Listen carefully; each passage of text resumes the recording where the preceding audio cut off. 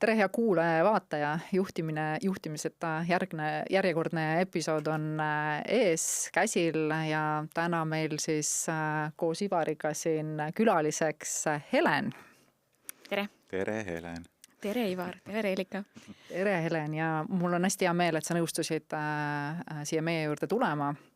Meil sinuga on nüüd juba 4 aastat koostööd ja see, kuidas koostöö on koos toiminud, on minu jaoks olnud hästi inspireeriv ja vägagi valgustav. Selles mõttes, et see, kuidas sa ettevõtet juhid ja HR maastikul toimetad, on kindlasti muljetavaldav ja täna emana, värske emana, ikka ettevõtja, ikka valdkonnas sees, et tere tulemast. Aitäh mind kutsumast. Ivar. Ma olen sinuga kokku puutunud hästi natukene, on ju.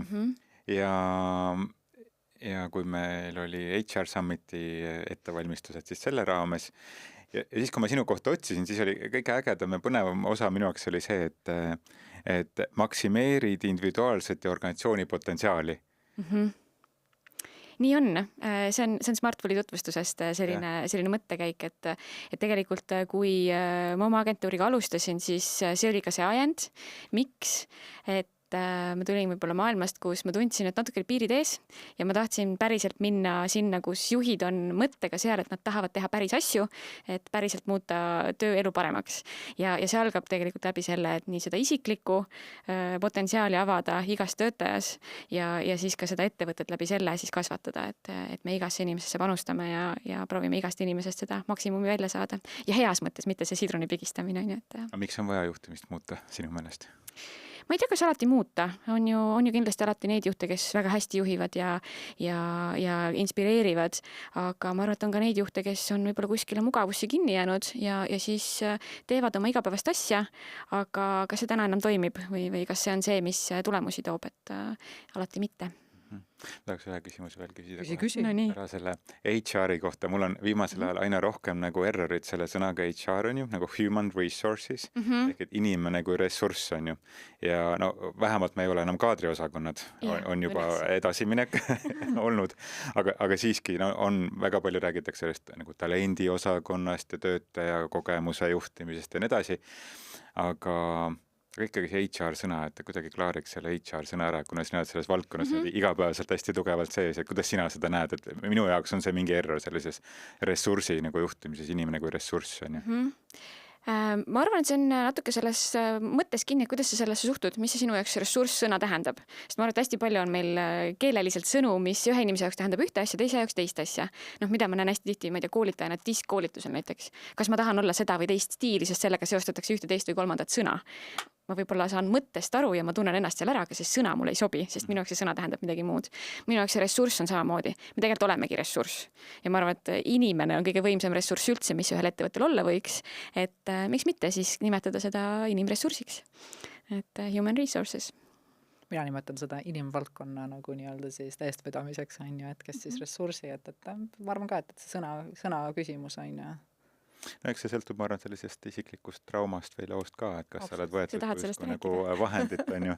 Eks ma sellest olen viimased siin 170 episoodid ühel või teisel moel nagu rääkinud, on ju, aga et kui sind võetakse kui sellise nagu vahendina ja mul on tihti ka error selles osas, kui on, et inimesed on meie kõige suurem väärtus või vara, on ju, või meie töötajad, on ju, et kui me räägime ettevõtlusest, et siis on omanik, klient ja töötaja on ju, ja kõigi huvid peavad justkui nagu olema võrdsed, on ju, keegi ei saa olla nagu võrdsem, et Minu vaates on see nagu niimoodi, et kui see on lihtsalt sõnades, siis on see minu jaoks nagu kuidagi siuke, et aga kui ma näen seda tegudes, et tõesti ettevõte langetab otsuseid nii-öelda siis vaatest tulenevalt ja heaolu vaatest tulenevalt arvestades, et inimesed tulevad ja pühendavad sinu ettevõttesse, et siis see näib tegudes välja ja siis on see väga ilus.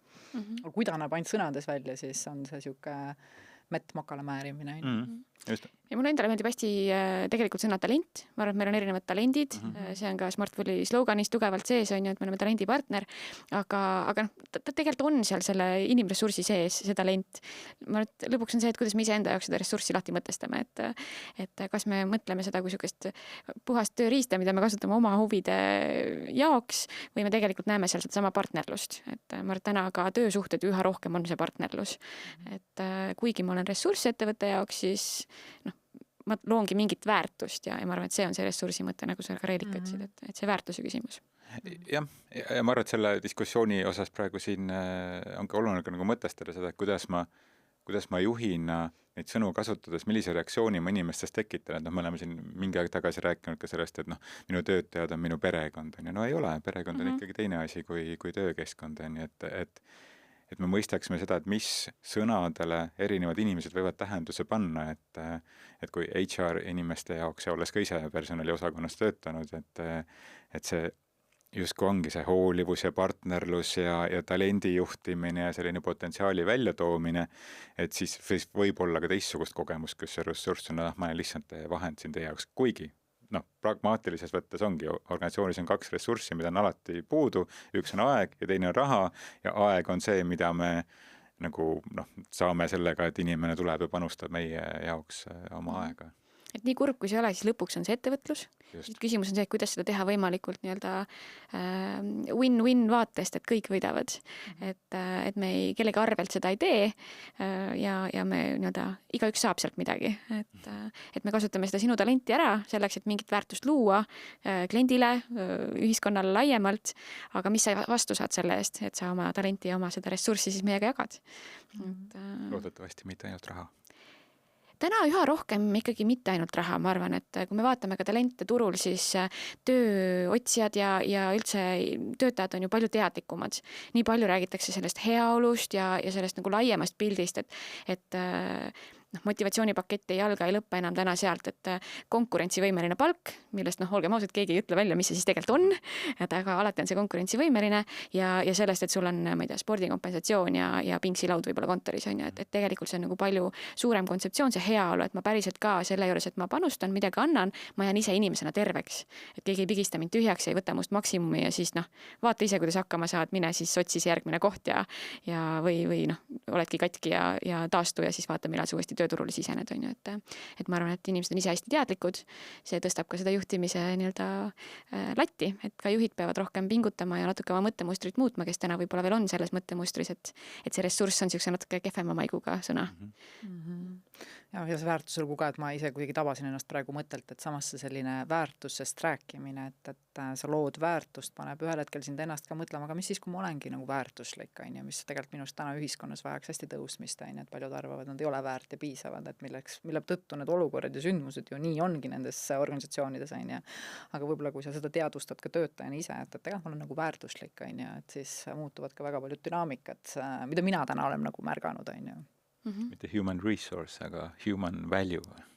Jah, kind of, et ma loongi läbi oma olemise ja tegelikult siin tekib küsimus ka, et mida ma siin nagu oma tööga üldse luua nagu soovin, et sinul on ju oma äri või ettevõtluse ja kogu selle HR maastikul toimetamisega ju oma selline soov, mida sa soovid luua, et ma usun, et kui me iga inimene ettevõttes, kes töötab, võiks selle ära tabada, et mida ma oma tööga luua soovin, et siis muutuvad ka tegelikult väga paljud asjad teistsuguseks, hakkadki partnerlina nagu ettevõttes ka tööle, sest sa näed, et sa oled reaalne nagu nii-öelda siis väärtust loov indiviid seal, Ma lugesin oma raamatust, ma just tegin audioraamatuks oma eelmise raamatu ja ma kirjutasin ka seal seda, et meie unistused võiksid liikuda nagu paralleelselt, et töötaja unistus ja organisatsiooni unistus võiksid paralleelselt liikuda, et ma saan olla toetatud organisatsiooni poolt enda unistuste täitmise suunas ja mina toetan siis organisatsiooni oma unistuste täitmise suunas, et siis see kuidagi see balanss läheb nagu paika. väga ilus mõte ja see on see mõte, mida ju toetab väga tugevalt kõik need sellised juhtimise koostöövestlused ettevõtetes, mille osas on juhte, kes on need väga nii-öelda südamega omaks võtnud, nad saavad aru, et sellel on päriselt väärtus, nad saavad sellest sellist nii-öelda, jällegi tööriist on, see on juhtimistööriist, aga see annab sulle päris sisendit ja seda, mille pealt ettevõtet ja seda ühist loomet teha, aga teisalt on neid, kes näevad, et ma niikuinii ju kohvinurgas näen teda ja räägin taga, et aga siis tekibki see, et kuidas need kaks paralleeli saavad koos jooksma, kui me tegelikult ei tea, kes mida tahab ja mille suunas liigub, ja siis kui ühel hetkel me seda ei tee, me nendest asjadest ei räägi, siis inimesed jalgadega annavad märku, et ma nüüd lähen ja olen kuskil mujal, sest ma siin ei saa need kaks asja paralleelselt jooksma panna, et Siit me jõuame sinna ajutise teema juurde, et võib-olla ma esimese küsimusena tahaksin selle teha, et ma ise olen vaadanud seda praktikat, et võttagi nagu oma juhtimisinstrumendina, see tööriist tundub mulle nagu töömeeste oma haamer. Instrument on arsti oma. Jaa, kui ma meditsiinist tulin natuke tagasi.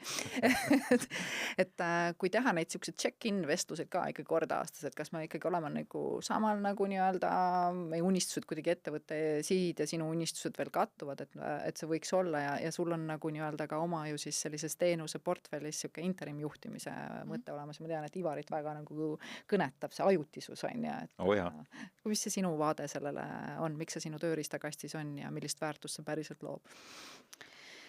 Miks ta meie sellises nii-öelda teenuste portfellis justkui on see, et ettevõtte vajadused ongi nii erinevad. Ja see tegelikult tuli sellest, mis ma turul nägin, et suheldes erinevate ettevõtte juhtidega, vaadates, kus neil king kõige rohkem pigistab ja kuidagi jube kurb oli näha, et jäädi kinni selles, et meil pole personalinimest vaja. Miks ei ole vaja, sest meil ei ole talle nagu 40 tundi nädalas tööd anda, me saame ise hakkama, me teeme ise neid asju. Keegi teeb seda siis kas tiimijuht mingeid asju, ise ettevõtte juht midagi teeb võib-olla, ma ei tea, sekretär, assistent ja nii edasi, aga kui teadlikud nad on ja kui hästi nad seda kõike teevad. Et nad võivad väga hea nagu tahtega seda teha, aga kui nii-öelda oskuslikult on ju, et siis andagi seda, et seda väärt nii-öelda kogemust ei pea alati ju võtma sellises täismahus, et nüüd ainult 40 tundi või mitte midagi, on ju. Et me ju ostame sisse turundusteenuseid, me ostame sisse müügiteenuseid, me ostame sisse täna isegi finantsjuhtimise teenuseid, miks mitte personalijuhtimise teenust, kus tuleb inimene, kes päriselt saab sul olla sisuline partner, aidata sul mingid süsteemid üles ehitada, käima tõmmata ja siis palun, toimeta edasi, kui sa tahad, on ju. Et alati ei pea kõike nagu ise leiutama, vaid võtagi korra see teadlik partner appi ja siis on töötajad on palju rohkem hoitud ja eesmärgid kiiremini saavutatud, et sinu kogemuses see selline funktsioon on täna, mida siis kõige enam personali nii-öelda siis osasse sisse ostetakse, mis see vajadus on? Meie näeme oma praktikas täna 2 suunda. Üks on see, et ongi ettevõte on kasvanud kuhugi maale, kus enam sellised ise loodud kunagi kuskil Excelis toiminud protsessid nagu päris hästi ei toimi enam. Ja natuke hakkab valus, midagi oleks vaja teha. Eriti kui veel on see teadmine, et me natuke kasvame ka ja on uusi inimesi tulemas, siis oleks vaja mingid protsessid korda teha. Et üks on see etapp, kus on vaja hakata looma neid protsesse, mis enne on kuidagi ära hallatud, on ju, nii et see ei ole väga teadlik olnud. Ja teine on see, kui ühel hetkel kas tuleb järsku mingi suur muudatusprojekt, on mingi suur mahukasv, sest keegi läheb ära, midagi muutub, on ju, et sul on ajutiselt vaja seda oskuslikku inimest juurde, et oma tiimi mitte siis nagu tühjaks pigistada.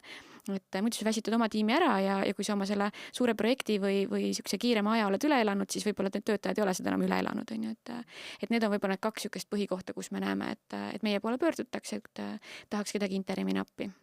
Ja seda ma näen tihti ka organisatsioonis, et tavaliselt personalijuht või personalispetsialist võetakse sisse kuskil seal 50 inimest või midagi sellist, et siis hakkab nagu päriselt tekkima see juba enam-vähem 40 töötunni jagu, eks tal antakse kontori börsoojuhi ülesanded võib-olla ka tihti veel juurde, aga siis see vaene inimene tuleb sinna nagu sisse, kui seal on mingisugune 50 või 100 inimest ja seal ei ole mitte keegi mitte kunagi mingisugust süsteemi loonudki näiteks sellest, et kuidas juhte koolitada või õppida, toetada, kuidas inimestel toetada oma karjääri arengut, kuidas üldse vestlusi üles ehitada, et sellised väga nagu inimlikud asjad on tegemata ja siis ta tihti jookseb nagu vastu seina sellega, et väga tihti ma näen, et organisatsioonid ootavad ära, kuni see suurus on nii suur, et ma saan võtta personalijuhi ja siis see personalijuht nagu, ma ei tea, esimese pool aastat või aasta aega lihtsalt põleb seal suure heleda leegiga läbi, sest et see möll on tohutu, selle asemel, et võtta enne, ma ei tea, 10 tunniks nädalaks või 5 tunniks nädalas endale keegi, kes aitab sul natukenegi luua mingisugust süsteemi. Jah, sest meie ise oleme tiimides kaasas olnud alates, kus on 15 inimest, 20 inimest. Jah, seal ei olegi vaja seda nii-öelda 40 tundi nädalas inimest, kes tuleb ja ainult selle teemaga tegeleb, aga seal on juba nii palju protsesse, mis vajaksid nii-öelda läbimõtlemist, struktureerimist, seal on teemasid, kus juhid vajavad juba abi, sest et neid erinevaid olukordi tekib ja nad alati ei tea, nad on kuskilt kuulnud, näinud, siis nad üritavad oma parima teadmise juures mingeid olukordi lahendada ja olgem ausad, üks on see, et kas sealt tuleb lihtsalt mingi ebamugav olukord, keegi tunneb ennast pahasti või sa saad rahalise suure nagu kulu sellega seoses, et sa lihtsalt ei teadnud ja ka sa oled proovinud ise midagi teha, et pigem jah, siuksed juba 15-20 on see, kus protsessid võiks vaikselt hakata välja kujunema ja protsesside kõrval, mida ma ise näen, ma paralleelselt täna hetkel olen, ma arvan, kuskil siukse 10 ettevõttega ise personalijuhina seotud, kaasas siis just siukse strateegilisema poole pealt protsessi ehituses ja mida ma näen tihti on see, et ükskõik mis teemast me rääkima hakkame, millise protsessi me ette võtame, et paneme nüüd kirja, mõtleme läbi ja hakkame seda kuidagi juurutama, siis me jõuame alati sinna tagasi, et mis on juhi roll ja mis on teie väärtused ja mis on teie kokkulepped. Ja siis tuleb välja, et ettevõte on kaua toimetanud, kuhugi maale kasvanud ja siis ollakse nagu peaga vastu seina, et aga me ei tea, me pole sellest kunagi rääkinud. Et tihti on ka sellel HR inimesel see fookus, et neid koostöökokkuleppeid ja kõike seda poolt siis nii-öelda struktureerida või aidata läbi mõelda või fasiliteerida seda, et selline arutelu üldse toimuks.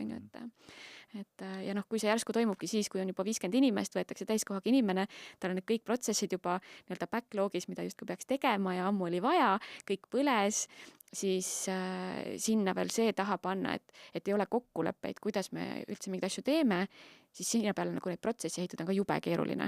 Kes otsustab, kuidas otsustab, millal otsustab, kuidas me tagasisidet anname, kui on ebamugav. Et kõik siuksed teemad hakkavad siis kohe kerkima ja kui nad kerkivad niimoodi hästi järsku, siis see vaene HR, kes sinna niimoodi järsku võetakse, võibki väga eredalt läbi põleda või natuke nagu haastusse sattuda, et kõik kasvab üle pea. Aga sinu puhul on ju tegemist ikkagi tegelikult meeskonnaga, et mitte ainult üks inimene, et vajadusel saab ka seal kaasata mitmeid, kui on nagu suurema projektiga tegemist.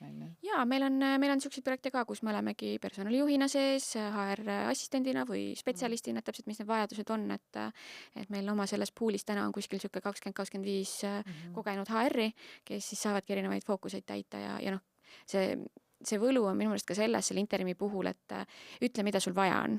Et kui sul on vaja väga konkreetse mingi tarkvara või valdkonna kogemust, näiteks meil siin oli, et meil oleks vaja kedagi, kellel on tootmises palgasüsteemi ülesehitamise kogemus. Minul ei ole. Et ma olen valdkonnas päris tükk aega olnud, aga tootmises ei ole ma tasusüsteemi üles ehitanud. Et jah, ma saan võrgustiku kaudu käia uurida, teha, aga teine asi on see, et sa tõmbadki tiimi selle inimese, kellel täpselt see teadmine oskus on, teda on vaja selleks hetkeks, et see üles ehitada. Pärast ei ole sellist kompetentsi enam sinna tiimi vaja, et see on ka natuke see interimi võlu, et mis hetkel ja mida mul vaja on, et ma kaasan just seda. See on see häda nendel tähtajatutel töölepingutel minu meelest nagu ka veel teistpidi. Ma ise ei ole tähtajatute töölepingute fänn absoluutselt, ma saan aru, et on tööandja või töövõtjale annab see sellise kindlustunde ja mõnus, et mul on nagu selline tähtajatus on ju, mul on asi kindel, kuigi mis siin kindlalt üldse on, järgmine päev võib see kõik lõppeda, on ju, aga see interim lähenemine nii tegevjuhtimises kui ka personalijuhtimises, must on väga äge, et see on Eestisse tulnud juba mõnikümmend aastat tagasi on ju, ja nüüd on see personalijuhtimisse ka jõudnud viimastel aastatel. Ehk see aitab nagu juurutada seda, et me saamegi kokku sellepärast, et ajutiselt, et midagi anda üksteisele või midagi võtta, et siis jälle nagu edasi liikuda, et me ei ole sellises 3-etapilises elus, nagu me vanasti olime, käisime tööl ja siis või õppisime, käisime tööl ja läksime pensionile, nii et me peame kogu aeg nagu muutuma, see ongi põnev, et me ei jää kinni ühte asja kogu aeg. Et ehk see aitab nagu ühiskonnas ka juurutada seda, et ma käingi kuskil ja võib-olla interim ühel hetkel nagu ongi normaalsus, et jah, võib-olla kuskil on pikemalt, aga ilmselgelt keegi ei ole, mitte keegi, aga enamik inimesi ei ole selles ettevõttes organisatsioonis, kus nad töötavad aegade lõpuni, on ju, et miks mitte kohe seda öelda, et see on ajutine, miks ma siia tulen, on ju. Tegelikult ka tavaliselt töösuhted ju on mingis mõttes interim. ma tulen, sest et mingi hetk on see mingi roll, selline, mis mind kõnetab, mis mulle sobib, see organisatsioon on sellises kasvuetapis või arenguetapis, mis mulle nii-öelda haakub sellega, mida mina teha tahan, täpselt seesama paralleel on ju see minu ideaal ja ettevõtte ideaal ja kui need ühel hetkel on kokku ei lähe, siis see on ka okei. Interimi puhul on ta võib-olla rohkem ette teada, me olemegi kokku leppinud, et me teame, et me teeme selle faasi koos ära, sest siin on meil seda kõlapinda ja niisugust ühist nii-öelda eesmärki minul on, mida anda ja teil on seda vaja, on ju. Ja kui see saab otsa, siis see on väga okei öelda, et lähme nüüd oma teedega lahku, võib-olla ühel hetkel tekib jälle mingi koht, kus koostööd teha, aga ega töötajal on ju samamoodi. Et isegi kui see on tähtajatu, siis kui ma ühel hetkel tunnen, et enam ei ole see roll see, mida mina tahaks anda või kus mul on panustada. Ma tahaks tulla värbamise juurde, et personali inimesed puutuvad värbamisega kokku. See on üks ettevõtete kui peamine probleem täna. Mulle tundub või vähemalt mida öeldakse, et kuidas leida piisavalt sellist ressurssi siis või sellist hulka inimesi või selliseid inimesi, kes tahaksid kirega teha ja tahaksid panustada ja nii edasi ja seal on 110 erinevat nagu alakihti, miks üldse seda küsitakse ja võib-olla sellist vanasse mentaliteeti kinni jäämist, et mul peab keegi tulema, kes teeb selliselt, ma ei tea, kogu aeg pingutab ja panustab, on ju, ja ma võib-olla ei võta väga tõsiselt seda inimest, kes tuleb väga lühikeseks ajaks, on ju. Aga ütleme, see inimese ressursi leidmine laias laastus on midagi, mis on pidev nagu väljakutse, eriti siin meie piirkonnas, kus sellised lihtsamaid töid aina vähem meie inimene teha tahab, on ju, et kuidas sa kogu seda värbamisturgu näed, et mis seal toimub? Värbamisturul toimub palju põnevat, et ma arvan, et ei ole vahet, kas me oleme, täna me elame ühest kriisist teise, on ju, et kas me oleme seal kriisi alguses, keskel või lõpus, värbamisturg on hästi põnev. Ta on põnev sellepärast, et jällegi ma arvan, see teadlikkus, mis ka enne läbi kõlas, et töötajad on palju teadlikumad. Miks nad on teadlikumad? Vaatame, mis generatsioonides, mis keskkonnas me elame sellises infoajastus. Meil on kõik asjad on käe-jala nii-öelda ulatuses, on ju, et me saame nii palju infot ettevõtete, tööandjate, ametikohtade, kõige sellise kohta, et me saame olla palju teadlikumad tööotsijad ja palju rohkem nii-öelda, kui sa enne Reelika tõid välja selle minu enda väärtus kui töötaja väärtus, on ju, siis ma arvan, et ka siin on palju sükest nagu kasvu olnud, et inimesed juba tajuvad ja teadlikumalt suhestuvad sellesse, et mis väärtust mina saan pakkuda, millise väärtusega ma olen. Minu meelest on hästi põnev, kui töötajad, kes ei plaani võib-olla alati töökohta vahetada, käivad vahel vestlustel. Lihtsalt vaatavad, et mis mu väärtus on ja mis turul toimub, on ju. Et värbamisturul toimub hästi palju ja ma arvan, et ta natuke nagu see kaalukeel kogu aeg on kiikumas, et kas ta ühel hetkel on natuke nagu tööandja kasuks selles mõttes, et tööandjal on natuke kergem ja teisel hetkel tal on jälle nagu töötaja kasuks, et töötajal on kergem, et ma ise näiteks juhtidega, kui me värbamiskoolitusi teeme, siis ma toon lauale sellise sõna nagu võimupositsioon, et kellel on turul võimupositsioon. Ühel hetkel on see rohkem kandidaadil ehk töötajal ja teine hetk on see rohkem nagu sellel tööandjal ja see võib ajahetkel ja sektoriti väga muutuda, on ju. Et kui mõnel sektoril läheb väga hästi, neil on võimalus pakkuda rohkem ja võib-olla suuremaid palkasid, paremaid hüvesid, põnevamaid projekte, asju, siis tõenäoliselt on nende ukse taga natuke rohkem huvilisi ja kandidaate. Ja järgmine hetk, kui valdkonnal ei lähe hästi, siis sinna valdkonda võib-olla ka palju keerulisem leida kedagi, et kui ei ole konkurentsivõimeline tasu ja ei ole võimalik võib-olla nii palju tulesid ja vilesid sinna rolli külge panna, et see nüüd hullult seksikas kõlaks ja kõik tahaks hullult tulla. Ja kuni värbamisel selleni välja, et kui teadlikud meie juhid on ja need, kes värbavad. Et ka natuke on võib-olla juhtunud see, et need, kes värbama pannakse ettevõtetes, tihti Eesti ettevõtteid, kui vaatad, paljudel ei ole ju eraldi HR-tiime ja värbajaid, seda teevad jälle juhid ise, tiimid ise, siis kui teadlikud nad on, kui oskuslikud nad on ja vahel võib-olla kandidaat on juba teadlikum, kus tekivad sellised ohukohad, et ja see huvi inimese kui sellise vastu nagu sügavamal tasemel, mis on ka hiljem juba, kui töösuhe algab, väga oluline, et sellel juhil oleks huvi inimese vastu. Minu jaoks on juhtimispotentsiaali kõige olulisem nagu indikaator ongi see, et sul on päriselt huvi inimese vastu, mis tema sees toimub, et üks on see, mis ta professionaalsel tasemel teeb, aga milline inimene ta on, miks ta teeb seda, mida ta teeb. Ja kui see värbamises juba kohe ei saa lauda tulla, on ju, et meil on vaja mingit rollitäitjat siia, on ju, et siis see vist sõltub ka natuke sellest ettevõtte, kuidas ma ütlen, siis sellisest fookusest, et kui sul on ikkagi otsid nagu inimest, nagu millest me rääkisime masinat, on ju, siis tõenäoliselt sind võib-olla need sellised väärtused veel ei kõneta, on ju, aga kui sa tõesti oled sellist väärtust loov ettevõtte, siis sa tõenäoliselt oled ka selline, kes on huvitatud inimesest ja kõigest, mida ta soovib, kuhu ta nagu pürgib, on ju, ja sa juba lähened, aga täna on ikkagi, ma arvan, turul palju selliseid selliseid ettevõtteid ka, kes tahavadki ühte funktsiooni, tule tee see mul nagu nii-öelda ära ja ole nagu aga töötajaid ka, ma arvan, et töötajaid on ka selliseid, kes absoluutselt. ma ei taha midagi Ja. mõelda, ütle mulle, mis ma Ja, tegema ja, pean. ja. Et, Ja nad kahjuks- leiavadki üksteist, et selles mõttes see on ka nagu tore, on ju. noh, ma ei tea, kas see on tore, kui nad leiavad üksteist, aga see juurpõhjus, et miks inimesed on nii ebakindlaks saanud, on ju, et nad peavad saama kuskilt nagu otsuseid, et see on, ma arvan, et nagu turu terviku kontekstis meil on nagu väga pikk tee Minna veel, muidugi. mitte Eestis vaid üldse, aga miks sina teed seda, mida sa teed? Mulle päriselt meeldib see, mis ma teen. Miks sulle meeldib? Mulle meeldib selle juures see, et see muudab paljude inimeste tööelu. Et see võib olla väike asi, nende läbi väikeste asjade, mida me teeme, mõni see protsess, mis me loome, see üks koolitus sellele juhile või see konsulteeriv kõne selle juhiga, kuidas lahendada kas või neid ebamugavaid kohti, kus sa pead kellegi koondama või mingi nagu ebasobiva käitumise taustal kellega näiteks lepingu lõpetama või noh, mis iganes hetked need on, et kui me seda suudame teha inimlikult ja nii-öelda vastastikku nagu austavalt, siis ka sellised nagu nõmedad ja rasked olukorrad võivad olla nagu täitsa nagu võidud, jah, et neid hetki oleks rohkem. Et ei oleks selliseid, et tööelu ei peaks inimest väsitama, tööelu võiks inimesele anda seda eneseväljenduse võimalust, anda seda enesekindlust samamoodi, et ma loongi väärtust, mul on mingi väärtus. Või noh, inimesed on tegelikult ju erinevad, et alati iga inimene ei otsi oma seda eneseväljendust just tööst.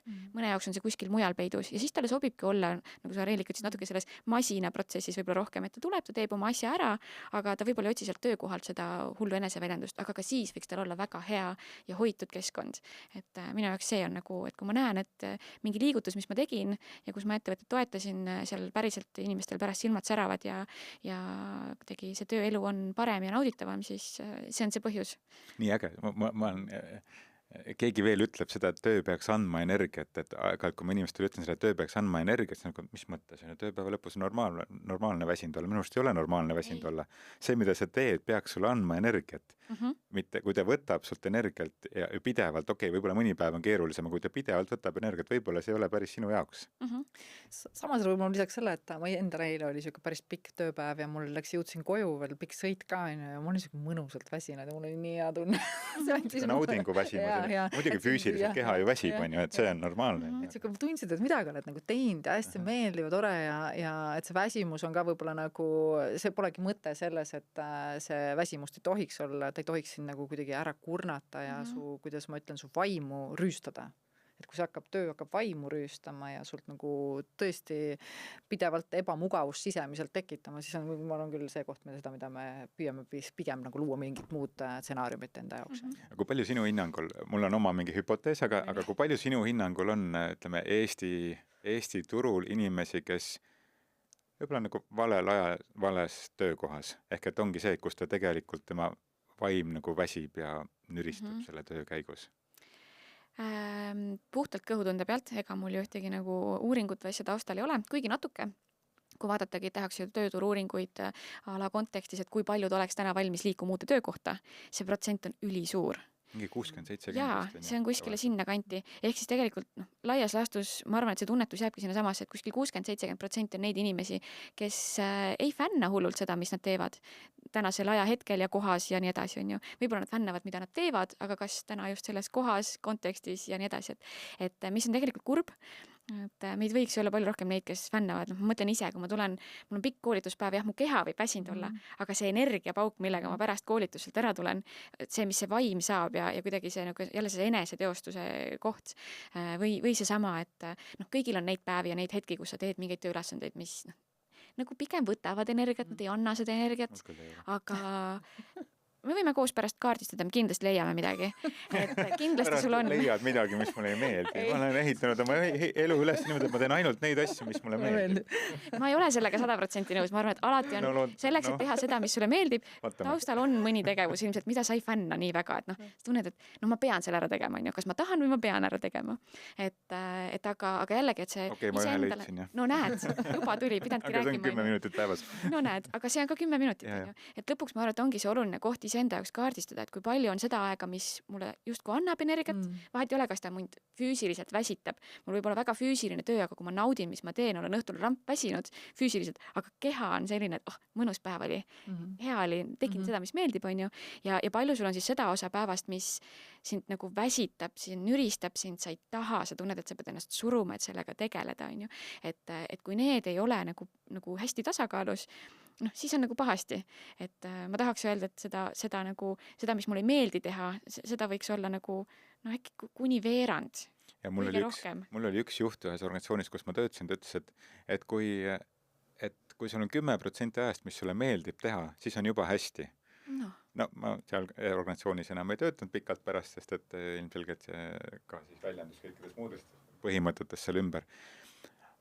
Aga mis on sinu hinnangul selle taga, et ütleme, minu hüpotees on, et 80% inimestest on võib-olla valel ajal vales kohas ja teevad seda, mis neile ei anna energiat, vaid vastupidi võtab energiat. Ma ei pea silmas tõesti seda, et õhtuks olen füüsiliselt väsinud, sest et meie keha ongi normaalne, et ta väsib.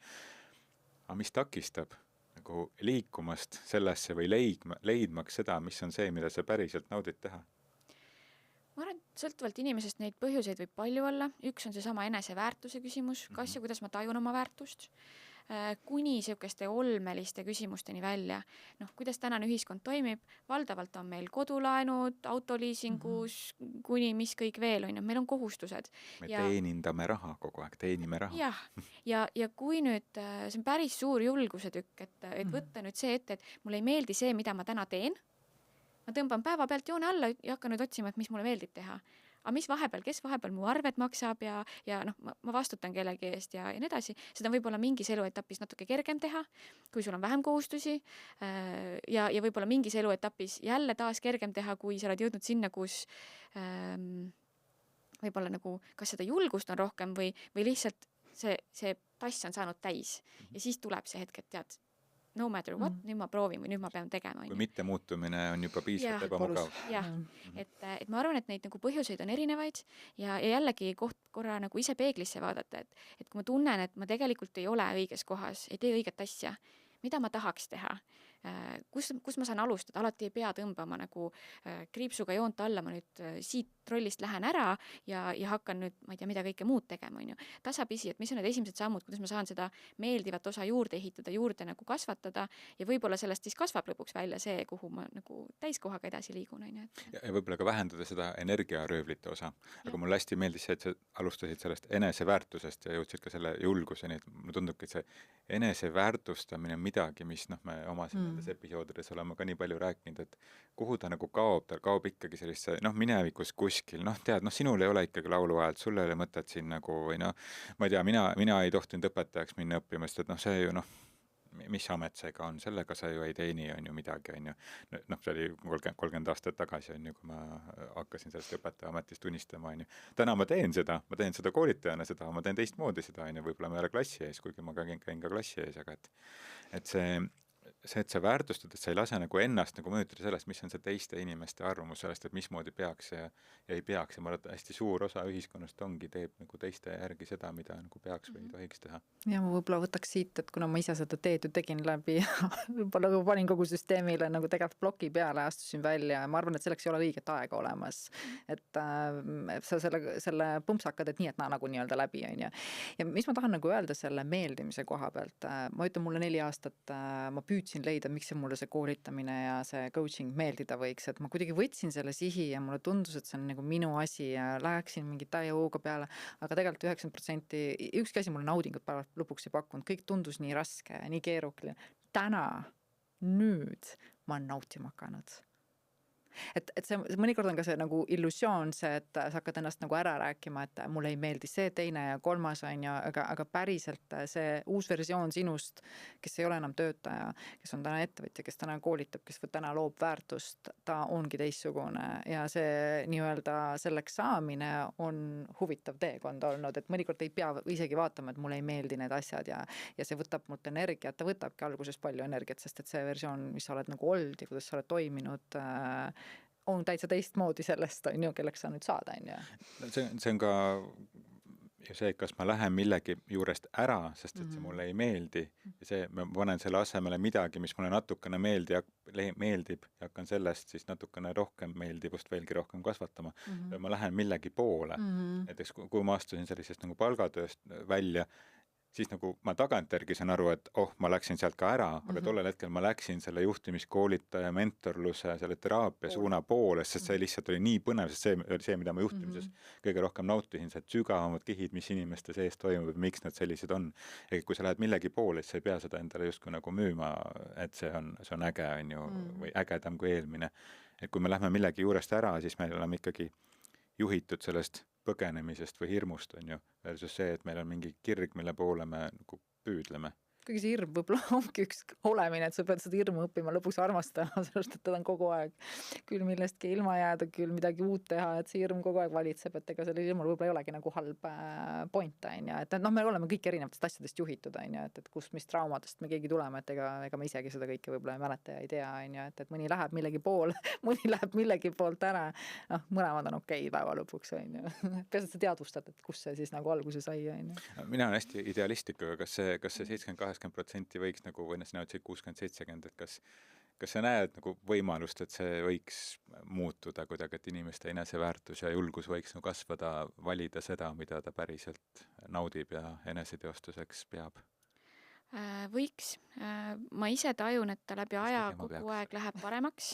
See tuleb jälle selle teadlikkuse kaudu, et need töötajad, kes meil ettevõtetes on, kes endale uusi kohti otsivad või seda eneseanalüüsi teevad, et kas ma täna olen õiges kohas, et nad on üha teadlikumad sellest, et mis on normaalne või ei ole. Ma võin näite tuua. Juht koolitades, ma arvan, siin mõned aastad tagasi, me rääkisime värbamisest juhtidega, siis pea igal koolitusel vähemalt üks juht tõi lauale selle, et aga mis sellel uuel generatsioonil viga on? Nad on nii nõudlikud, nad tahavad seda Skandinaavia stiili, keegi ei taha enam tööd teha, tahavad, et oleks hästi palju on mingit heaolust, räägivad kõik, on, et mis see üldse on, mingi mull, mingid pehmed väärtused ja ma ei tea, mis kõik veel on ju. Aga see oligi seesama hetk, kus teadlikkus oli jõudnud juba töötajateni. Me näeme täna ju, me ei ela enam siin kinnises Eestis, me näeme, mis mujal maailmas toimub, me näeme, mida rahvusvahelised ettevõtted pakuvad, kuidas on ka võimalik ettevõtteid juhtida, töös hoida ja selle juures samamoodi ikkagi nii-öelda ettevõtte nagu kasumit teenida ilma, et see tuleks kõik ainult selle töötaja arvelt, on ju, et me pigistame ta tühjaks, siis oleme kasumlik ettevõte, on ju. Saab kuidagi muud moodi ka, saab ka, kas nüüd see äärmus, et meil peavad olema, ma ei tea, liumäed ja pallimered kontorites, et selleks, et see on see koht, on ju, aga läbi selle inimese nagu kui terviku väärtustamise, sest minu jaoks nagu, kus ma näen, et see heaolu algab, on see, et juhid teadvustavad, et inimene on tervik. Et ei ole see, et tal on see tööelu ja eraelu, et kui nüüd tööle tuleb, siis ta nagu lülitab ennast välja ja ongi see masin ja kõik muu jääb nagu kuskile selja taha, et vahet ei ole, mina olen kunagi juhtidega pidanud arutelu, et kas me pakume psühholoogilist tuge oma töötajatele. Ja teate, kui valus oli kuulda, kui juhid ütlevad, et aga kui ta läheb ja räägib seal oma isiklikest asjadest, miks meie selle kinni maksame? Aga kui ta tööl ei funktsioneeri, sest tal on kuskil mujal valus, siis vahet ei ole. Või et me tegelikult ju tahame, et tal oleks hästi, ta on siis produktiivne, ta toob meile kasu, tulu, loob seda väärtust, on päriselt ressurss, mis iganes sõnadega siis juhtidele seda nii-öelda ROI poolt selgitada, on ju, et aga siis kuidagi jääda kinni sellesse, et aga seda teist poolt ma ei tahaks kinni maksta. See oli hästi tore, sama olles ka ise holistilist sõna kasutades on ju, et siis me tahame seda väärtuslikku keskkonda luua, aga me loome nende materiaalsete väärtuste, nende uute kontoriruumide, mis on toredad ja põnevad, on ju, aga see on ikkagi vajaduste hierarhias esimene aste, on ju, või liumägede või pinksilaudade või tasuta jogurtite või tasuta puuvildadega kontoris, on ju, aga need on materiaalsed asjad. Ja me ikkagi jääme sellise nagu keha materiaalsuse tasemesse kinni ja meil ununeb see nagu see vaimsus ära. Ehk et see terviklikkus selle emotsionaalsuse ja vaimsuse konteksti. Ma hakkasin mõtlema, ma olen ikka väga õnnelik, mul on kõik need mentor-kliendid, kes mul on, et nad tulevad mu juurde väga tihti personaliüksuse kaudu ja neil on kõikidel okei see, et kui me tegelikult räägime eraelu teemadest. aga vastasel juhul nad ei oleks sinuni jõudnud, ma arvan ka. Ja muidugi. Et see on nagu paratamatu. Ma olen kallutatud ka muidugi natuke, sest ma näen vaata neid, kes tahavad natuke nagu terviklikumalt maailma näha. Ma mõtlen nagu minu oma vestlustes on väga hea on tuua tegelikult paralleele nagu isikliku elu tasandil juhtimisse, et selles mõttes mina nagu ei eralda neid, et see on üks sama suhete nii-öelda maastik. Inglise keeles on work-life balance. Absoluutselt. Work on siis nagu death või surm ja life on siis nagu muu, et see eesti keeles on see tõlge natukene parem, on ju töö ja eraelu tasakaal, aga siiski nagu töö ja elu tasakaal, et et elu vastand on surm, on ju. Võib-olla mida mina siia sellesse teemasse tooksin juurde ühe niisuguse nurga, mida mina olen tähele pannud, mis tahaks tegelikult juhtides ja ettevõtetes sellist võib-olla muutust või shifti, on ju, et muutus algab meist endist, on ju, on see koht, kus kohast tuntakse, et tahetakse inimest kinni hoida selles positsioonis. Tegelikult ei taheta väga kasvada, sest et hirm on see, et see töötaja läheb minema selle know-how'ga ja tekib nagu keerukus ja raskus, et ma arvan, et need ettevõtted, kes seal on, nagu omavad oma inimesi, aga sa ei saa oma inimesi omada, sa ei oma, ükski juht ei oma oma inimesi ja sellest tuleb nagu aru saada ja kui sa sellest aru saad, siis sa hakkad tegelikult looma suhteid, sa hakkad nagu pidama dialoogi, et ma arvan, et siin oleks vaja väikest nagu endale selgeks tegemist, et mis mul on, kas ma olen orjapidaja, mul on inimesed ja ma oman neid ja ma tahan, et nad oleksid terve elu seal paigas või ma tegelikult tahan näha, kuidas nemad ka on edukad, kus nad on tugevad, kuidas nad päriselt nagu nii-öelda saavutavad oma elus neid asju, mis neile on nagu nii-öelda olulised, ja siit tekib minu arust niisugune suursugusus ja need inimesed päriselt hakkavad pühenduma ja koostööd tegema, on ju, ja looma ühiselt, on ju. Et võib-olla see on üks niisugune läbiv muster, mida mina olen näinud, seda hirmu seal taga, on ju. Aga see ongi see partnerlus, et kui me suhtume oma nii-öelda tiimidesse, oma töötajatesse kui partneritesse, sest jällegi me ei oma neid, me võime arvata küll, et meil on tähtajatu tööleping. Minu meeskond. Mis see sulle annab? Ta ei pruugi homme ikka tööle tulla ja sinu jaoks, või isegi kui ta tuleb, ta võib ju füüsiliselt olla ja nii-öelda clock-in teha oma töötunni mõttes, aga kas ta päriselt on kaasas, on ju, et kas ta sisuliselt on selle sama eesmärgi pärast väljas ja mõttega panustab, on ju, või ta teeb seda bare minimumi, et teen nii vähe kui vaja, on ju. Et aga see hakkab sellest partnerlusest, et kuidas me ise suhtume oma inimestesse ja mida me neile siis pakume, et kas me pakume neile nagu, et oleks paberil hästi, pakumegi, et välja paistab ilus kõik see baastase, on ju, et külmikud on tasuta asju täis ja tule ole, või see, et me päriselt suhtume nendesse kui võrdsetesse, et mitte see, et me omame neid kuidagi ja nii edasi, et me tegelikult ei oma. Isegi kui meil see tähtajatu leping ja mis iganes kõik veel, ta ei pea tulema või kui ta tuleb, siis ta ei pea nagu mentaalselt kohal olema. Ja mis see siis ettevõtte jaoks on, see on kulu tegelikult, kui sul on inimesed töökohtadel täitmas rolle, millesse nad tegelikult ei usu ja kus nad ei panusta nii-öelda südamega või päriselt, siis see juba on ettevõtte jaoks kulu. Tahaks siia lõppu küsida ka ikkagi sellise moodsa aja teema ka, et mis me selle AI-ga nüüd siis tööturul teeme? Prooviks järgi jõuda. Ma arvan, et see AI läheb nagu nii hooga eest ära. Kiirem kui meie või? Ja mina õppisin digimuutusi enne, kui see ChatGPT välja tuli ja kõigile niimoodi taskusse sattus, on ju, et võtta telefon ja küsida mida iganes. Ja siis, kui see ühel hetkel välja tuli, siis mina olin just puhkusel. Ma olin niisugune mõnus, et 4-5 nädalat ära ja siis tagasi tulles mina tundsin küll seda FOMO, et nüüd me oleme vist maha jäänud. Me tõmbasime tiimiga põhimõtteliselt kriisikoosoleku, nii vaatame, mis vahepeal toimunud on.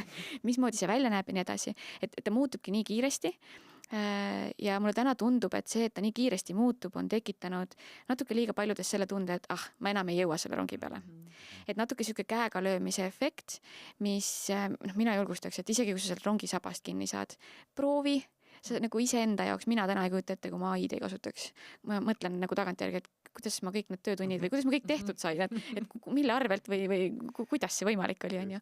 Paljud asjadest lisaks maksid, vaata, et mis täna tegelikult teed ära juba nagu ilma kuluta, on ju. Saad palju targemalt nagu teha, et jällegi, mis mulle see digimuutuste õpingud ka andsid, et ma hästi tugevalt usun selles, et kus tehnoloogia saab sind aidata, saab olla sinu tööriist või instrument või kuidas iganes me nimetame, siis kasuta seda ära. Selle võrra jääb seda aega just panustada nendesse suhetesse, sellesse nagu päris väärtuse loomisesse ja see ei ole vahet, mis rollis sa oled, see ei ole ainult juhtidel ja HR-tiimidel, see on igal inimesel. Oled sa siis näiteks müügirollis, siis selle asemel, et teha mingeid manuaalseid või sükest nagu nüri asja, mida saaks teha see tehnoloogia täna juba, sa saad panustada sellesse suhtesse selle kliendiga ja nii edasi. Need näiteid on nii palju, et ma arvan, et ta annab, kui targalt kasutada, siis ta annab meile sükest nagu võimalust teha rohkem seda, mis loob nagu väärtust, mida see tehisaru veel ei suuda teha, aga meie suudame.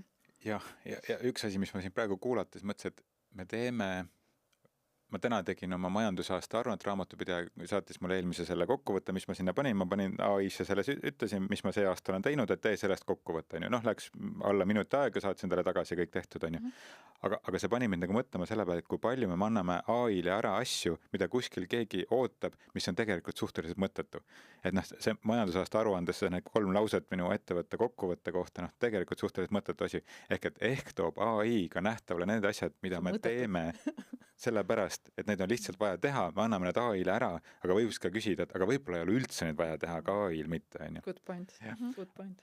Aga kuidagi me oleme jõudnud nüüd siia, et on vaja otsad kokku tõmmata, aga ehk kuidagi, ma ei tea, selline mõte tekkis, et mis see kõige olulisem asi oli sellest meie viimasest 50 minutist kellegi jaoks meist. No mina ikkagi jätkuvalt jõuan sinna partnerlusse, ma arvan, tagasi, et vahet ei ole, kas see on nüüd nagu see siin alguses õhku viskasime see interim küsimus, et ma võtan kellegi oma valdkonna eksperdi, kindla kogemusega inimese oma tiimi partnerina mingiks hetkeks mingit asja täitma appi, või ma suhtun oma töötajatesse kui partneritesse ja läbi selle on see koostöö viljakam ja meil on võib-olla parem arusaam, et kas me oleme mõlemad õigel ajal õiges kohas. Ja alati ei ole. Mõnikord on väga okei öelda inimesele, et lähme laiali ja sõbralikult laiali minna, et võib-olla tuleb kunagi jälle hetk, kus jälle partneritena midagi koos teha, aga kui täna ei ole see hetk, siis on ka okei. Reelika, mis sulle? Ma võtan kõik siit kaasa. Aga ma kuidagi võtsin selle kaasa, et ma kuidagi jällegi istusin ja tundsin, et teed ikkagi nagu õiget osa, et kui need süsteemid ja need IT-d ja need AI-d kõik nii kasvavad, siis ma arvan, see hoolivuse ja selle inimlikkuse nagu nii-öelda siis esile toomine sinna juhtimisse on see, mis tõesti saab aidata väga paljusid ettevõtteid edasi ja loomaks siis seda nii-öelda inimeseks olemise kogemuse täiustumist, nimetame nii. Mina olen tänulik selle statistika eest, sest ma ei olnud ära kuidagi seostanud enda jaoks, mul on ka siis ise tunne, et 80% inimestest on nagu vale koha peal, aga see sama, et inimesed on valmis, selleks on uuringud, mis näitavad seda, et inimesed on valmis liikuma, nii et ma sain jõudu juurde seda sõnumit edasi ajada. Aitäh, et sa tulid täna. Aitäh kutsumast, väga põnev arutelu. Jälle nägemiseni. Millal iganes elu kokku toob. Loodame, et varsti. Ciao. Ciao.